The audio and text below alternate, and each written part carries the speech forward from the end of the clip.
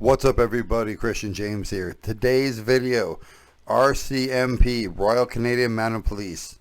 Thwart, put an end to, thank God didn't allow it to happen, a possible terrorist threat in the city of Toronto. I'm going to stop talking. We're going to go to the news segment where they talk about it, where the RCMP explains what happened, and then I'm going to get into greater details afterwards. Let's go.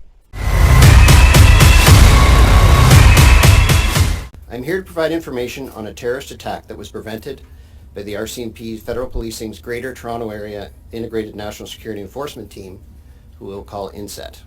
The GTA INSET is made up of the representatives, many of whom you see before you today.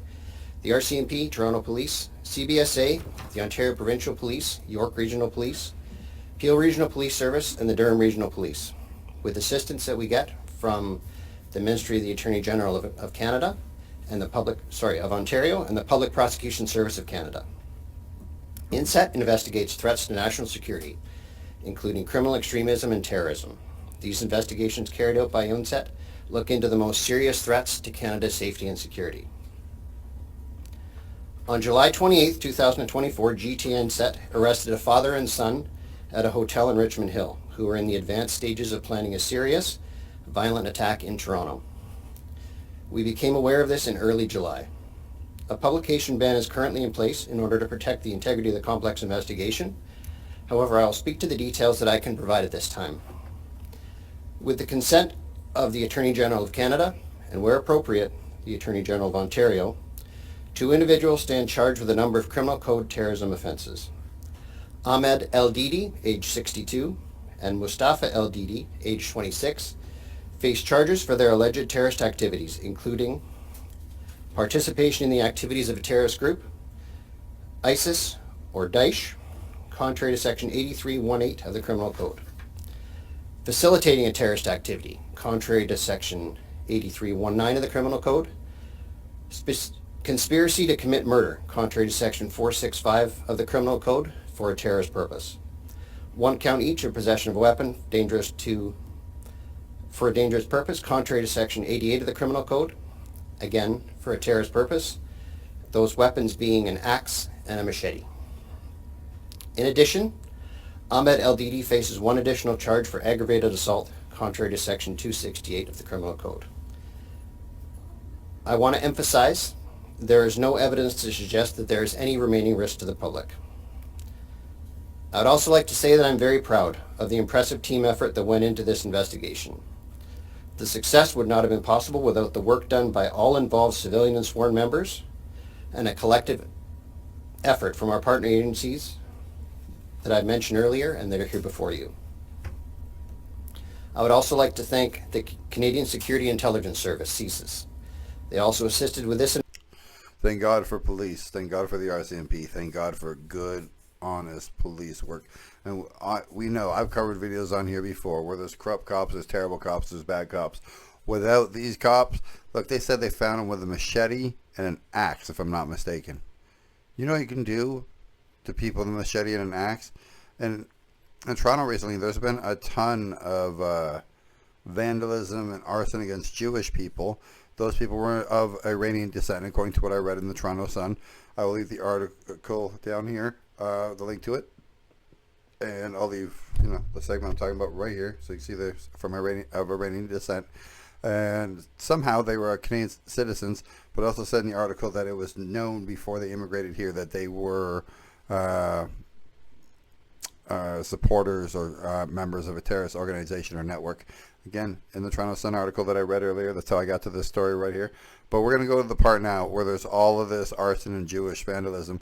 And let's guess. Look, I can't say for sure, and I'm not saying for sure. So it's safe to assume they're going to attack Jewish people. But let's see what's been happening currently in Toronto in the last few days at Jewish schools and whatnot. Let's go. Rebel News, another day, another anti-Semitic arson incident in Toronto. I'm in North Toronto right now, outside a synagogue called Kehilat Sharei Torah, and at 2:30 a.m., these signs outside the synagogue were torched. They were burnt by an arsonist on a motorbike. The debris has been cleaned up before I came here today, but this happened short hours ago. Now, the synagogue has put this small sign here as sort of a statement against the arson, but you can see what they burnt. That poster used to say, "Bring them home now." And I don't know if you can see, but there's pictures of some of the children taken hostage by Hamas. I don't know what this sign would have said. This one says, "Standing against hate, it's what we do." Well, actually, that poster is the one that is standing. The rest have been torched. This synagogue, they tell me, gets hit about once a month. You can see a smashed window there. There's now a polycarbonate window that is higher strength. Around the front, we saw where an airsoft gun was shot at a window. A dead raccoon was left there. This place, we're told, gets attacked about once a month. And police always say, "Tut, tut, they're there. It's nothing." Attacked once a month, and police said, "Tut, tut, there, it's nothing." Well, I bet you, I can almost guarantee that attack they thwarted earlier was guaranteed to be something against that community. Oh, I thought we all learned about World War II. I thought we all learned how bad it was. You know, people who were from here, people who immigrated here, who went to school. Apparently, 100 years later almost, nobody's learned the lesson. People just, terrible people. Or they're just cowards, which is the same as being terrible. What is that saying? All it takes for evil... What is it? One more time. All it takes for evil to prosper is for good men to do nothing. There's a whole lot of nothing going on, isn't there? 2 days ago, I showed you a school bus that had been torched. It was a Jewish school bus for a Jewish school, marked as a Jewish school bus. Arson. The police and the media downplayed it. Yesterday, I took you to the Leo Beck Day School in North Toronto. Huge fire. They said, "Oh, it was a homeless person. No hate here." Really? Who is this homeless person? I'd like to know his name. Why hasn't he been arrested and charged? And this morning, this new arson incident. I'm told there's another synagogue a few miles away that got hit with arson as well. So I'm going to go there next. Do you think... Somebody tried to light the school on fire, right? They went on a homeless person. I don't know why a homeless person would be all the way down there by themselves, a singular. And then nobody gets arrested, nobody was found. Aerosol bullets shot at the one place. The school bus being torched. Like some kind of message against the children. Children use the school bus. Like, what kind of cowardice, evil bullshit is going on in my country, going on in my community, going on all over the world? Like, who let this in? Who thought? Well, it's Trudeau. It was all the woke people. Oh, we need more multiculturalism. Only in North America and the West, though. Nowhere else. Nowhere else needs to open up all their borders. Look, people can get along from different backgrounds if the reason they're moving to the new place is because they want a new cultural setting. If I move to Portugal, I'm going to learn Portuguese. I'm going to learn their ways. Right? I'm not going to move there and assume to change anything because I want to move there and make it like where I am now. You see what I'm saying? I'm glad they stopped the dudes in Toronto. I hope this bullshit in Toronto stops. I'm glad they stopped the terrorist attack from happening.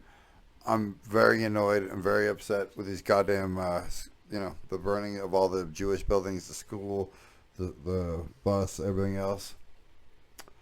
Again, defund the police. Without the police, this would have been a very bad day for a lot of people. Like, comment, subscribe. Tell me I'm right. Tell me I'm wrong. Tell me if you know anything that I don't know in the comment section. Tell me if you're Jewish. Tell me if you think this is a good idea, bad idea.